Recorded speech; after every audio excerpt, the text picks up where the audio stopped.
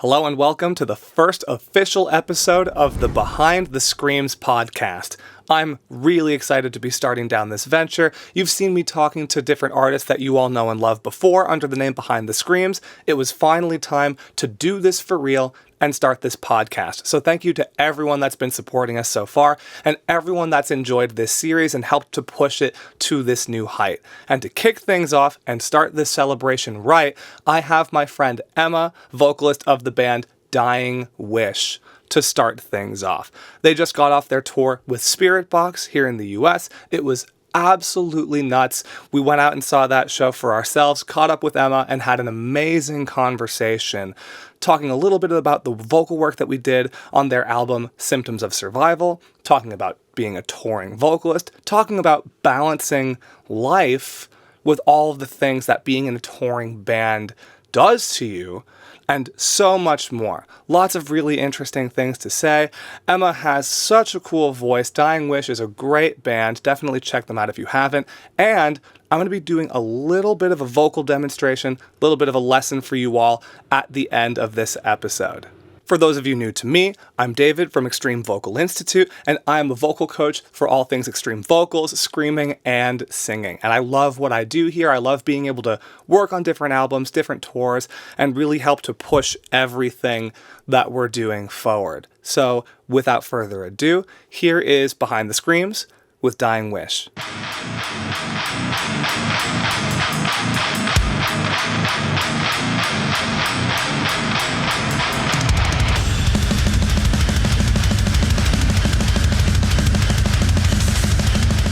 I'm very, very excited here today to be sitting with Emma from Dying Wish here on tour with Spirit Box. How are you doing today? I'm so good. Good to see you. Yeah, you too. Welcome back to Boston. Thank you. I love Boston. Every time we play here, it's really sick, so it should be a really good show. Yeah, and big step up being here at MGM today. It's really exciting. Last time we were across at House of Blues, but before that, it's mostly Paradise that we've played, so it's wild to be here for sure. Yeah, and speaking of Paradise, because I'm pretty sure that's where we met years ago at this point, to see the growth from then to now today is really exciting. How's this tour been for you?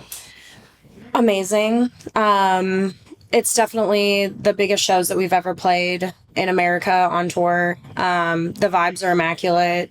Loathe and Spirit Box are so exceptional. So it's definitely, a lot of, I wouldn't say pressure, but inspiration to perform at the highest level. And we've been winning over fans every night, and it's just been a blast. That's awesome. And I saw you even got up to do that guest feature last night in New York City that we were talking about while we were setting up. That must have felt wild being up there. Yeah, I mean, I don't really get stage fright a lot, but I do when I do guest vocals. But I was like, I just know that, like, once I get up there, it'll be so much fun. And the crowd reacted like they couldn't believe it. And I just know it was a really cool moment for me. And I'm very appreciative that they let me share the stage with them. It must have been really cool. And just everything I've seen of that so far has been really exciting. And it can be a little daunting. Like you were saying before, like walking onto someone else's stage is always... because you're so used to your own setup, like the unfamiliarity can be odd, but once you kind of find that groove, it's really exciting. And I found it to be such a great learning experience too. And with that in mind, kind of as a theme here, because like of knowing you for the amount of time that I have and like thinking about all of our conversations about vocals and otherwise between then and now, what's something on this tour that you've been thinking about a lot that you feel like has been like, kind of helping you elevate what you're doing? Well, I just think that, we have the new song. And I think, we went to Will Putney to do the song. We've kind of just like been elevating our entire standard as a band. And so the new song feels like a really good example of like what we're pushing towards. And so having that standard for everything that we do going forward is definitely like the new song is like the bar for sure. Do you feel like it's kind of a highlight in the set too? I do. Yeah. We take a break and then play it, and I ask if people have heard it, or like, I say we just put out this song, and I think it's going over really well for it just coming out. That's awesome. And the song is it's called "I Gave You My Soul." Yes. I brought you my I soul. brought you my soul. Yeah. What is it called?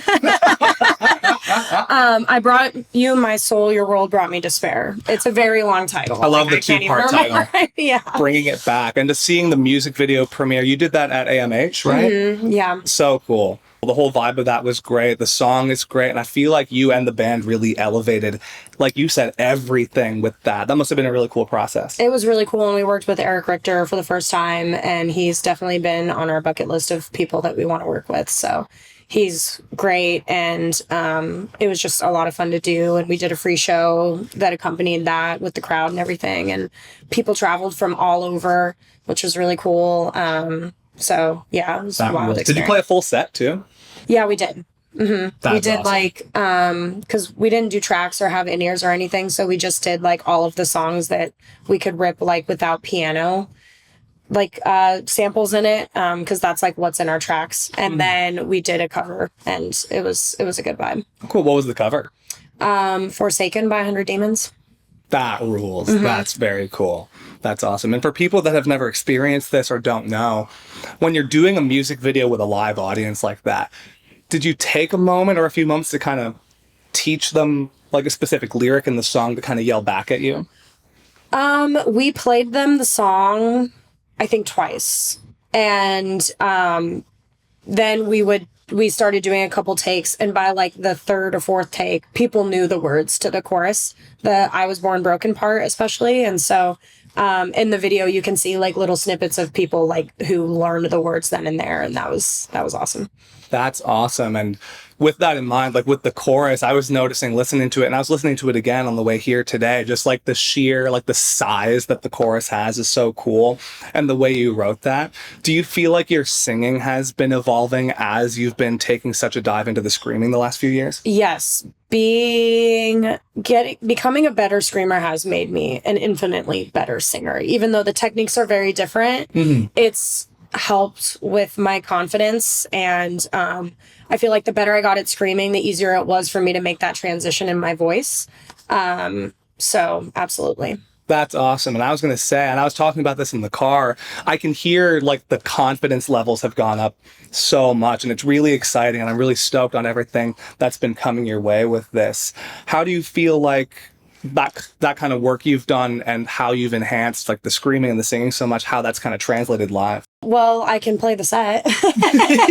I struggled for a while because we started this band, and I'm sure we talked about this because you and I did a lot of lessons before Symptoms of Survival specifically. And when we wrote Fragments, we had never done a full US tour. That's right. We had only ever done weekenders, or like, a West Coast regional support, or, one time we did a tour from Florida to Colorado or Boise, I think. We just like went across the states in a minivan. Like we just, you just did the thing. We were just like a DIY band. And then, for whatever reason it caught on, which we never expected. And, or was like even really a goal. We just wanted to play shows. So I went from having to not worry about the stamina of my voice for more than a week to getting signed during the pandemic, doing our first full-length record, and then nonstop touring for the last 4 years.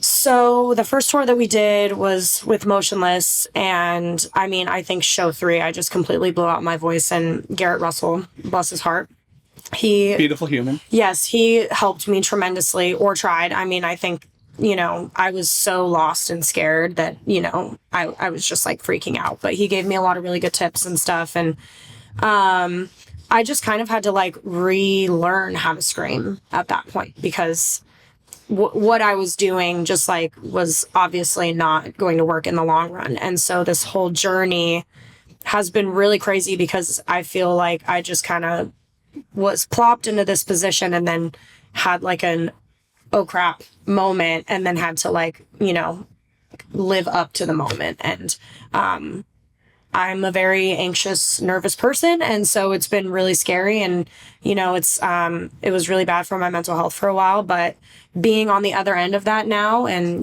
being a confident screamer, and knowing my voice the way that I do now is just like, it's changed everything for me completely. And that's like that kind of transformation, and even like how it feels internally and this mentally to do this stuff. Like the fact that you've felt this metamorphosis is so cool. I'm stoked to have played any part in that at all, but you've done so much of the work yourself, and seeing the difference is really, really cool. And how do you feel like you personally bring that energy of like really like to the grindstone kind of band in a bigger environment like this? Yeah. I think, our energy, our live set is so energetic, and I know that we ask an awful lot of the crowd, but like we are always up there giving 100%, and in return we love crowd participation. And even if they don't do it, we're still gonna ask for it, even if we say like circle pit, nobody does it, like whatever, we tried, I'm not mad about it. But I think like that kind of energy that we bring, like it feel like last night we were at Hammerstein Ballroom. I think it was like 35,000 or 3,500 people sold out. And it felt like our show, which was cool when we played. I mean, obviously a lot of people were new, but like if people are willing to, participate, like that's what makes a Dying Wish show a Dying Wish show. So yeah. That rules. And it can be weird, like just knowing these size rooms, and then like every kind of show that exists in between, it can feel like they're really far away. And kind of like the festival crowd, like they're so far away.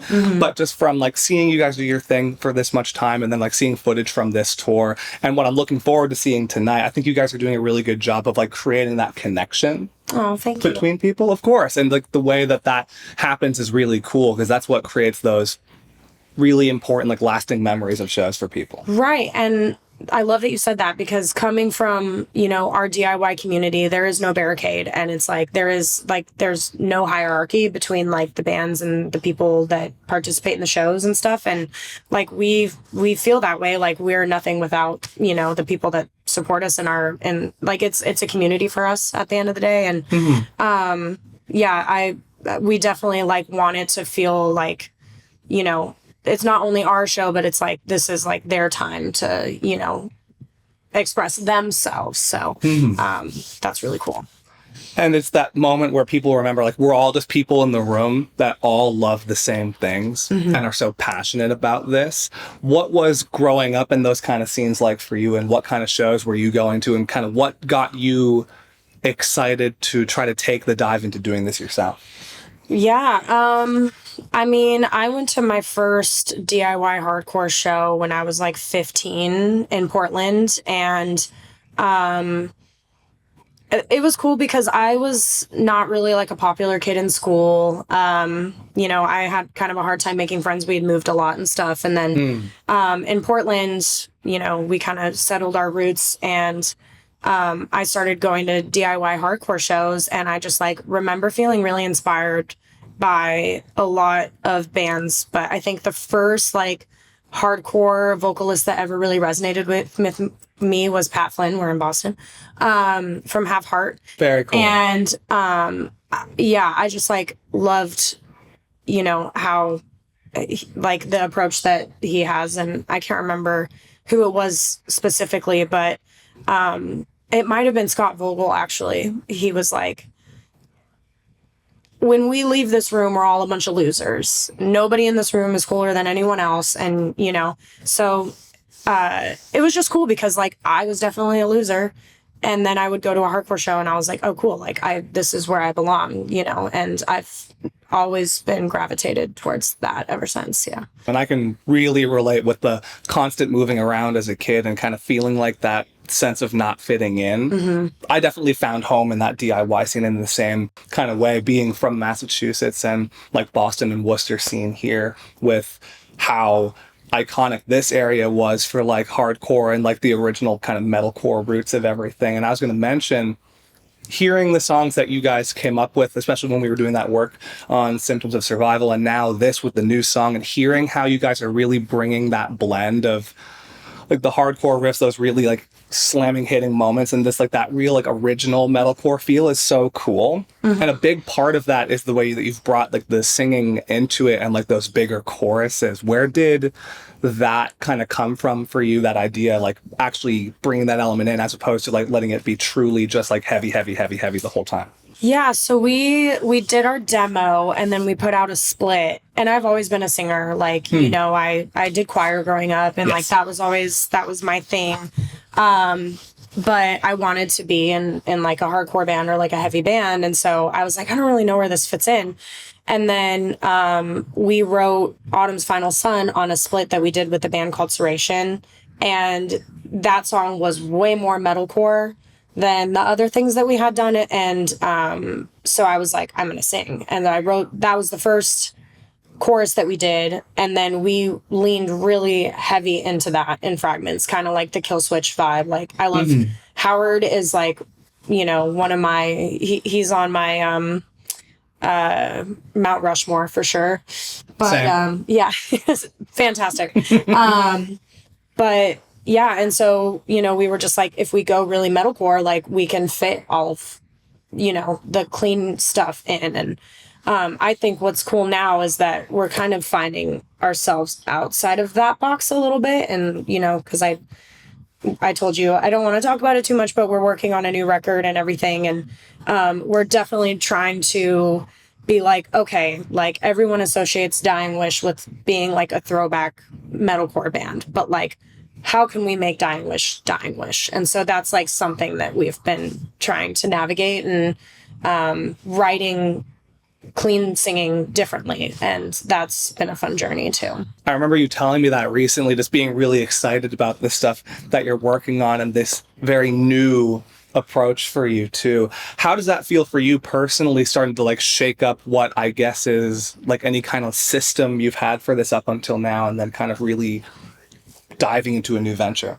Honestly, I feel like the new stuff that we're doing, soul included, I think soul is like a really good like transition into it, but it's kind of stuff that music I've always wanted to make, but I've only ever been in this band. So it's cool to be able to like add more of an authentic stamp on it.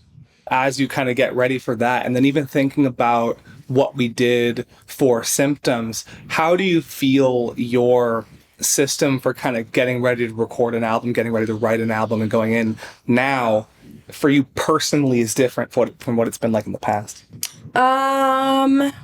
Especially, I guess, now that you're being given even a little more time to do it. It's kind of a tough process for me, honestly. But I think it's so much pressure. But now, this last record that we did, I was just like, it's fun and I love it. And that's why I'm here. Unless I feel like the pressure around Symptoms was really tough because, you know, there's the idea of the sophomore slump, and I was like, I don't want to do that. But now we're over that, and I'm like, oh, okay, now I feel like I'm like free and I can really do whatever I want. So, and it was cool because I have had so much to say in the last 2 years since we did Symptoms. So honestly, this go around was just, I mean, it's always really difficult and stressful, but it was a lot more fun. Well, that's awesome. I'm glad to hear that you're enjoying it too in a different way compared to maybe like other times in the past. And speaking of enjoyment, apart from all this, because like you said, you've been touring nonstop for a good number of years now. What do you like to do when you're not on tour, during those times where you can separate a little bit? I think the thing that I miss the most when I'm on tour is cooking. And going to the gym. I try to prioritize going to the gym on days off, but it's been really hard. I was sick on tour too. But when I'm home, I'm in the gym 4 or 5 days a week. And that is like kind of, I don't have a job when I'm at home outside of Dying Wish. So I go to the gym for 4 hours and I'm just like there. Oh man, so you're just in your zen place. Mm-hmm. That's awesome. That and honestly, like, it sounds boring, but I like love reality TV. So I binge watch reality TV. I hang out with my cat and try to like live a semi-normal life. What is the one that I keep hearing about, like from like TikTok and other things that's been massive lately? What is it? Love Island? Is that something? Or are you thinking Temptation Island? Might be that. Yeah. I haven't watched it yet. Because Jeremy, my fiance, refuses to watch it with me. But now I'm alone and I can watch it. So I've heard it's amazing. But my favorite is Traitors. I'm unaware. It's actually a game show, but it's all reality TV people, like Big Brother, Survivor, and then there's also like Housewives, The Bachelor, like, and have you ever played like Mafia or Werewolf? I haven't, no. Okay. It's essentially that, but that's my favorite show right now. I feel like even like you talking about just like working out and like having that kind of way to have like the physical outlet for things when you're not here, and then like just what you can do to take care of yourself too is so important for making this kind of job work and like work with the body too, especially with how physically demanding this can be. Even right now, like with you guys like playing probably like a 30-minute set, something like that, a lot happens in that 30 minutes and it can take so much energy to really put on like a truly fabulous show. Do you feel like when you're kind of feeling you're in the groove of that kind of thing and feeling like you're in that more of that peak kind of physical state, you're able to like do a lot more on stage? Definitely. Cardio is really important. Yeah. Also stretching helps tremendously. I've been really, really bad about it, but stretching helps me feel lighter, and posture is important, and that's something that we've talked about in the past. I'm bad about I lean over too much or do something, but if I stretch, it makes it a lot easier. Yeah. And you've definitely improved too from what I remember to now too, and seeing what you've been able to turn this into.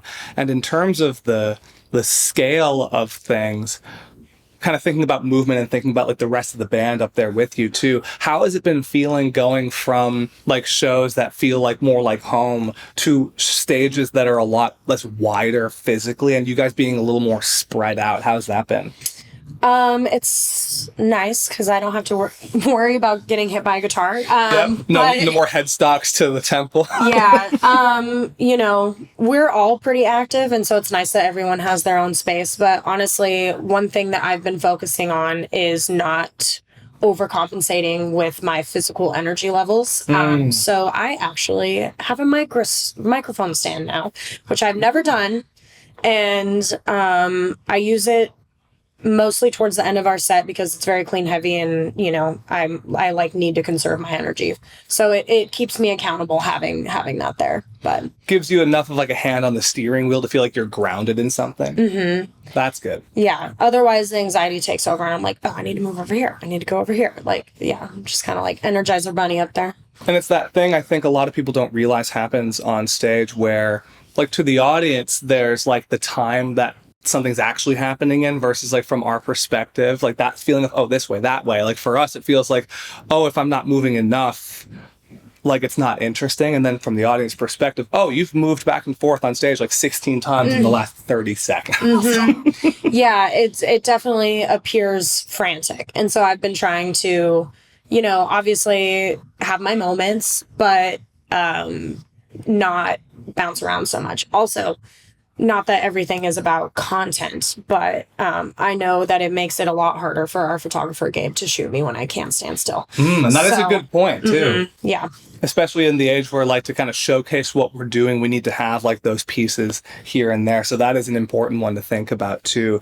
And with that in mind, in terms of presentation, when it comes to like the actual presentation of what you're doing, especially like in these last few years. Like I love how you've made like the stage outfits like more and more fun. Do you think about trying to create a theme with, especially as you're moving forward, are you thinking about themes like with the new music in mind, or is it more of like a personal reflection for you? It's kind of both. To be honest with you, I've always really struggled about like how I'm perceived and what I wear. Just because like I have days where I'm like, I feel super feminine today. And then the next day I'm like, I just want to wear big pants. Like, you know, so I'm kind of all over that place. It sounds so silly, but it's really hard for me to feel comfortable a lot of the times, like in like a stage outfit. But like, you know, Kadeem looks amazing every day. Courtney looks amazing every day. So I'm like, I know I have to like, you know, kind of step it up. But I don't necessarily know what I want to do for the next cycle, but I think I'm going to switch it up and do something different for sure. I just don't know what it is yet. And I would really love to find something that is comfortable for sure. Yeah, definitely. And it can be kind of a daunting thing. And something I know I've struggled with this is sometimes in order to elevate the show, there can be that thought in the back of the head where it's like, I kind of feel like I'm wearing a costume. Yeah. A little bit. And I feel like what you're doing is cool. Like being able to find different pieces that can feel more like an extension of yourself kind of thing, and just letting yourself have fun with it. Because I know I've felt like this in the past, and I've known others where the look on stage has to feel like so serious all the time kind of thing that it can make it kind of mentally draining, I guess. But that's cool that you're kind of like taking that approach with it and like trying to learn that and let yourself navigate it in a bit of a different way. Yeah. I think my thing is the boots. I don't really care what else I wear, but I have to have a statement shoe. Powerful. Yeah. And I don't really know how to put together an outfit, I'll be so honest. But I know as long as I'm wearing cool boots, that's all people are going to care about. So, yeah. And sometimes you'll just like so often on tour, like whether I'm on tour with myself or like other bands, like people will randomly find different places. They'll either like go to like Walmart or they'll find a thrift store, and like everyone ends up with all these different cobbled together outfits by the end of a tour. Do you end up finding like different like fun things, or like trying to like get out and adventure a bit while you're on tour? Yeah, I tried to go shopping yesterday and I couldn't find anything, but yeah, I try to just go and keep an open mind, but I think it is harder when you don't have like an idea of what you're looking for, but I just kind of go and I see if anything speaks to me. It is a lot easier for me to shop online because just having it like that, but then you can't, where am I going to send it? So yeah, but I would like to do like a thrifting series. I've been thinking, I don't really do like a lot of content, but I think it would be fun to do like I'm going to go thrifting in this city today and buy an outfit for the show tonight. And that kind of thing is something I've tried to do before and then just didn't find anything. But yeah. Well, that's cool because you have a bit of a different opportunity to be able to be in so many different places in such a short amount of time to be able to do that. Do you typically have a favorite city on tour where either like on the day of or like on an off day, like that's where you kind of look forward to being able to explore and like have your spots? Yeah. New York, Philadelphia, Chicago, Detroit, and in Europe, Prague. Yep. That tracks. Yeah, those are it. Oh, Brisbane and Australia also. I can't wait to go back. Because Brisbane is like, have you been? Not yet. It feels like Miami in a different country. I love it. Huh? In what way? Climate. It is. It's very like a subtropical climate, and it's got like a more of like an eclectic vibe, kind of like Miami does. But it's in Australia, which makes it better. That's a lot of fun. Yeah. Depending on the place, do you have a favorite like off day activity? We do a lot of malls. I love like a pedicure, a family dinner. We're very big on family dinner. Same. Like tomorrow is Easter, I think. That's right. So we're like, hopefully Thai food or something's open. We'll do that.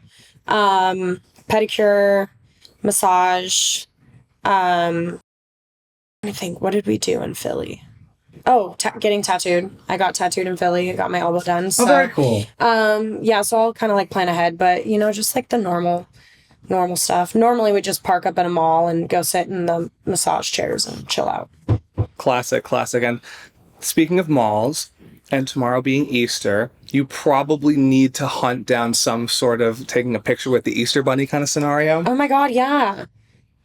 Is the mall going to be open on Easter?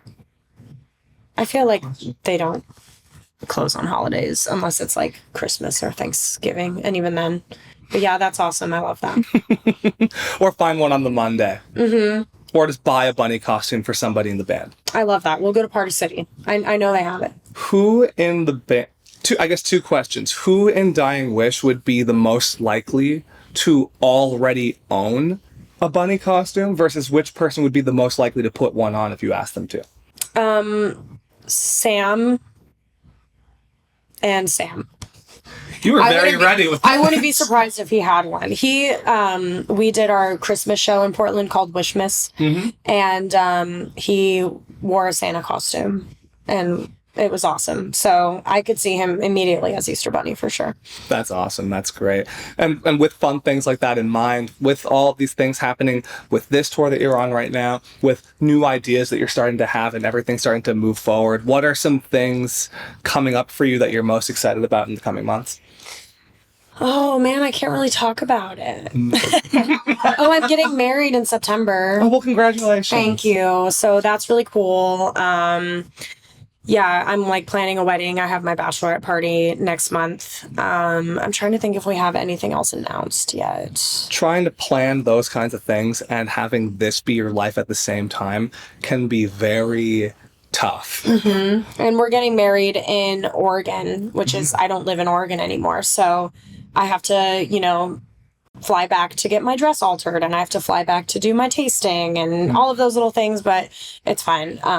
That's what I'll be doing this summer. We don't really have any plans this summer, but later in the year, we're going to be pretty active. So, well, that's very exciting. Do you have a lot of family that you still see when you get out to Portland? Oh yeah, my whole family's there. So, yeah, they all live within a 30-minute radius of each other. So and they kind of always congregate when I'm around too, so that's nice. Well, that's nice. And between that, and congratulations again on both that and then all the success that you're seeing here on this tour and with this new song. And I'm really excited to see everything that starts to come your way. And I'm really looking forward to seeing how it all comes together tonight on stage too. Thank you. I'm excited for you to see it. Awesome. And thanks for hanging out with me today. Of course. Yay, thanks. Hell yeah.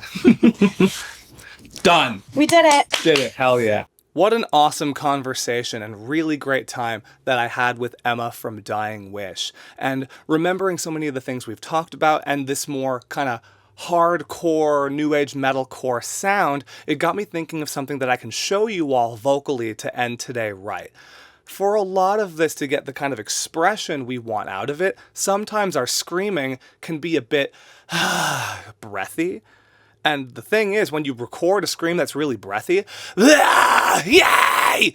It sounds objectively good, but isn't necessarily good for you. All of that extra air can rub things the wrong way, cause some irritation, and make things totally not feel great after a good number of days, especially when you're on tour for long spurts of time, like a band like Dying Wish. So in order to keep that airiness to a minimum, reduce that and replace it with a fuller tone that's going to make up for all of that high-end, sizzly excitement, all it takes is kind of practicing talking just a little bit smaller.